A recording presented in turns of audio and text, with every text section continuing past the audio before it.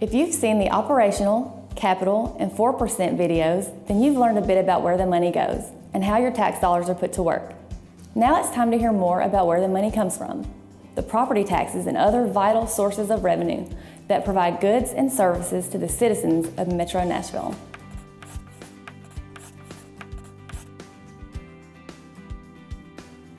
Hello, my name is Brandon Hess, and I'm a revenue analyst within the Office of Management and Budget, a division of the Finance Department. My primary role is to provide oversight, conduct research, build forecasting models, and monitor revenue performance. The approach to building our annual revenue budget consists of several elements requiring coordination among the mayor, finance director, and the departments that budget for and collect revenue. Budget instructions and deadlines are established annually and distributed across Metro. Now, what exactly are these revenue sources and by what authority is Metro collecting them? By charter, the Metropolitan Government of Nashville has the authority to levy and collect taxes upon all property and taxable privileges within Davidson County. In order to compile the annual operating budget, the finance director has the authority to obtain revenue estimates from all agencies that receive Metro funding. The finance director also has the authority to revise these estimates at their discretion in order to make sure that they're reasonable. As one half of a balanced operating budget, revenue proposed by the finance director is submitted to the mayor for consideration, eventually becoming the mayor's recommended budget. Much like a prized apple pie, the revenue budget is made up of the following 5 categories: property taxes, local option sales tax, grants and contributions, all other revenues, and in some years, the use of fund balance is also appropriated. Let's take a closer look at a few of the larger categories. Property tax rates are set by the Metro government, and they represent nearly half of the annual operating budget. Property taxes are those taxes levied on real property, both commercial and residential, personal property used by businesses, and public utility taxes. Reappraisals are done every 4 years to ensure that changes in property taxes caused by increases in property values have no effect on revenue. Sales tax revenues are collected by the state and remitted to Metro, which receives a portion of the state-imposed 7% base, as well as Davidson County's local option of 2.25%, totaling 9.25%. The state sets their rate, and the Davidson County portion is set by Metro. A public referendum is required to make any changes to the Metro portion. Grants and contributions are financial award contracts given to various Metro departments. Grantors may include those at the federal, state, or local levels. Aside from the 3 primary revenue sources previously mentioned, there are several other revenue streams of significant importance to Metro, which are closely monitored by the Finance Department.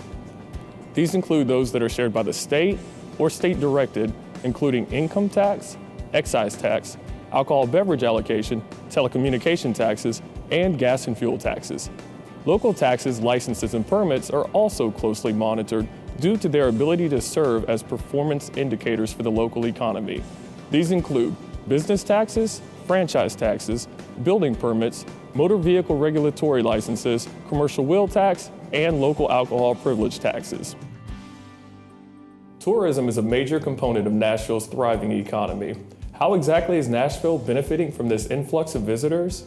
To better understand, let's examine tourism taxes and how Nashville is positioning itself to be an attractive destination location for years to come. Through its hotel occupancy tax of 6% and rental car surcharge tax of 1%, Metro is reinvesting in itself via tourist-related investments. By state law, over 80% of this revenue goes directly to funding tourist-related initiatives, which include tourist development zone improvements, promotional efforts, and debt service, operating support, and capital improvements. The remainder goes to general government activities. Due to the unprecedented year-over-year growth and economic impact tied to tourists, a number of new hotels are being constructed in order to meet increased demand. So how does Metro determine budgets for such a diverse portfolio of revenue sources? The process begins with an analysis of each source's historical performance, looking for noticeable trends, irregularities, and seasonality. The forecasting methods are specific to the revenue source being estimated, making sure to account for variables unique to that revenue source.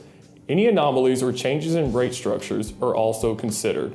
Given Metro's emphasis on long-range financial planning, revenue is projected 3 years out and in some cases further. Due to this, special attention is also given to the timing and volatility of each source. Following these considerations, a number of forecasting techniques are used. They include trend analysis with various growth factors to create multiple scenarios, time series analysis, regression analysis, weighted moving averages, and the use of expertise forecasting. We also get information from the state regarding their budget projections and consider various national and local economic indicators such as job growth, interest rate trends, building permits, and convention bookings. OMB serves as a resource for departments during the budget process should they have any questions regarding revenue. Through collaboration and coordination, revenue estimates provided by Metro departments are evaluated by the Office of Management and Budget and the Finance Director. These revenues determine the availability of funding for both existing and proposed programs. Just as a pie is carefully measured and sliced before serving, revenue estimates help determine the size of the slice departments receive in order to better serve the citizens. It is important to remember that not all revenues are sourced to the general fund. There are also stormwater fees, water and sewer fees, donations, inspection fees, review fees, and the list goes on. These other revenue sources are distributed across enterprise funds, special purpose funds, and other government funds. We hope that this information has been beneficial in creating a clearer picture of how Metro budgets to fund the initiatives that keep Nashville moving forward.